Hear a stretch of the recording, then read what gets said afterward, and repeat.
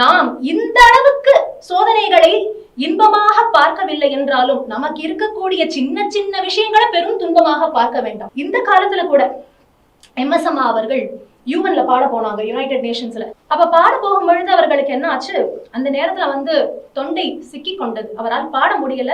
என்ன பண்ணுறது, இப்படி ஒரு சோதனை வந்துருச்சேன்னு அந்த அம்மா சோகமாயி அப்படியே தளர்ந்து உட்காரவில்லையாம். சோதனை நமக்கு துன்பம் தருவதில்லை, இது எல்லாமே ஒரு முயற்சி. எதற்கான முயற்சி? வெற்றிக்கான முயற்சி. அந்த வெற்றியே நமக்கு இன்பம் அப்படிங்கிற ஒரு எண்ணம். அப்ப அந்த அம்மாக்கு உறுதுணையாக இருந்தது எதுவென்று பார்த்தால் மாறாத அசையாத நம்பிக்கை, இறை பக்தியானது. பரமாச்சாரியார் இடத்துல பக்தி கொண்டவர். அவர் அப்படி நினைச்சுண்டு விபூதி பிரசாதத்தை எடுத்து வாயில போட்டுண்டா அந்த அம்மா. மந்திரமாவது நீரு, அப்படிப்பட்ட நீரானதை எடுத்து தன் வாயில் போட்டுக்கொண்டார் MS அம்மா. போட்டுக்கொண்ட அடுத்த நிமிஷம், பெரியவா எல்லாம் உங்களுக்கு சமர்ப்பணம், எதுவும் என்னுடையது கிடையாது என்று சொல்லி ஓம் நம பிரணவார்த்தாய சுத்த ஞானேகமூதயே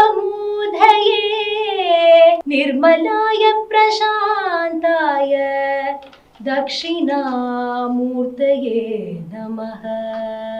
கச்சேரி தொடங்கியது. முடியும் பொழுது மைத்ரீம் பஜத அகில ஹிருஜேத்ரீம் ஆத்மவதேவ பரானபி பஷ்யத யுத்தம் தியஜத ஸ்பர்தாம் தியஜத தியஜத பரேஷ்வக்ரமம் கிரமணம். MS அம்மா அன்று இது சோதனை துன்பம் என்று நினைத்து அந்த கச்சேரியை கேன்சல் பண்ணிருந்தா இப்பேற்பட்ட ஒரு ஹிஸ்டரி இன்னைக்கு நடந்திருக்குமா? இன்றும் பேசுகின்றோம், இன்றும் கமெமரேட் பண்ணிட்டு இருக்கோம். MS அம்மா யுஎன்ல பாடினதை இன்னைக்கும் அத்தனை பேர் சொல்கின்றோம். வைகையிலிருந்து கிளம்பிய புயல் வையகம் முழுக்க தாக்கியது. அப்படிப்பட்ட MS அம்மாவின் ஒரு வாழ்க்கை வரலாறு அத்தனை சோதனைகள் இருந்திருக்கு. அவர்கள் எதையுமே துன்பமாக பார்த்ததில்லை.